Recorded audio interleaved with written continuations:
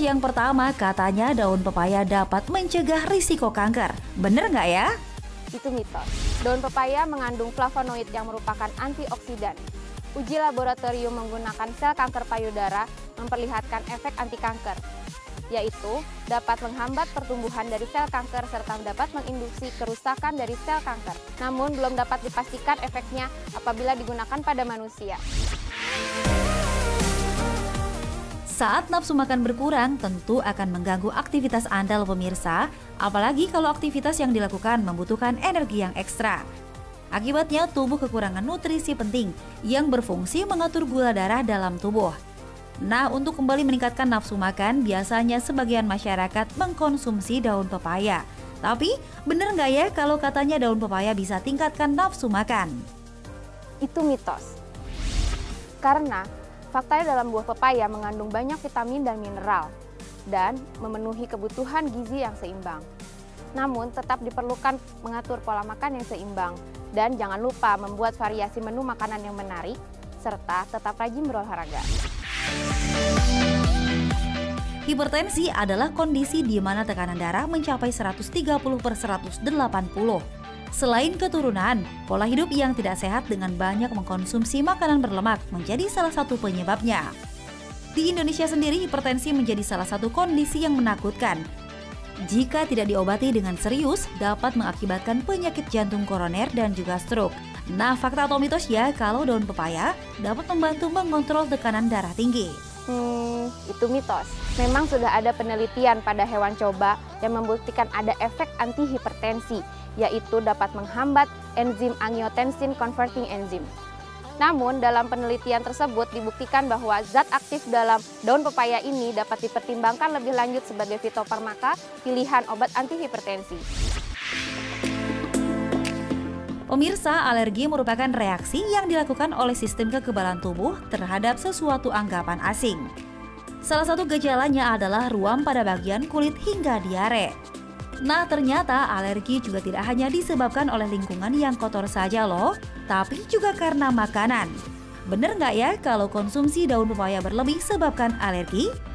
Itu benar, itu fakta. Konsumsi daun pepaya dalam jumlah yang cukup banyak dapat menimbulkan reaksi alergi pada beberapa orang yang sensitif terhadap enzim papain. Begitu juga dapat terjadi iritasi kulit pada orang yang sensitif terhadap getah pepaya. Demam berdarah merupakan salah satu penyakit yang harus diwaspadai di Indonesia.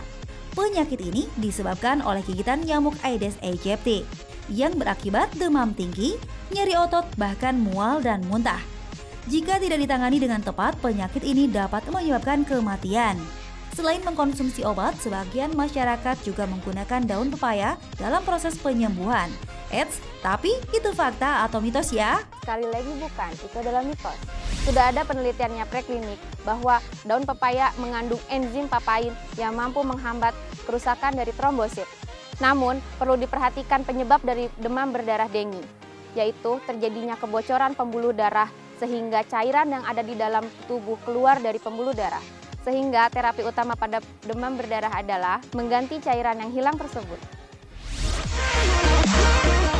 Sistem pencernaan merupakan salah satu bagian penting dalam tubuh loh pemirsa. Saat proses pencernaan makanan dalam tubuh terganggu, proses penyerapan nutrisi pun tidak akan maksimal ya pemirsa. Nah, saat itu terjadi, sebagian masyarakat biasanya mulai mengkonsumsi daun pepaya karena dipercaya dapat memperlancar saluran pencernaan. Itu fakta atau mitos? Ya benar, itu adalah fakta. Daun pepaya memiliki serat yang tinggi, sehingga daun pepaya mampu melancarkan pencernaan. Bagi wanita yang baru melahirkan, tentu memiliki masalah ASI yang kadang sulit untuk dikeluarkan dengan lancar. Sejak zaman dulu, sebagian masyarakat mengkonsumsi daun pepaya untuk membantu melancarkan ASI. Nah, fakta atau mitos ya pemirsa kalau daun pepaya dapat tingkatkan produksi ASI? Itu adalah fakta. Sudah ada penelitiannya pada wanita pasca melahirkan sebanyak 48 orang yang mengkonsumsi 800 mg ekstrak daun pepaya dalam sehari. Hasilnya dapat meningkatkan produksi ASI melalui peningkatan hormon prolaktin. Pemirsa, agar daun pepaya dapat kita manfaatkan dengan baik, Berikut ini adalah tips konsumsi daun pepaya dari Dr. Tulus, spesialis farmakologi. Berikut ini adalah cara mengkonsumsi daun pepaya secara tepat. Yang pertama, cuci bersih dulu daun pepaya. Yang kedua, konsumsi daun pepaya tidak secara berlebihan. Yang ketiga, jangan menggunakan daun pepaya sebagai pengganti obat utama.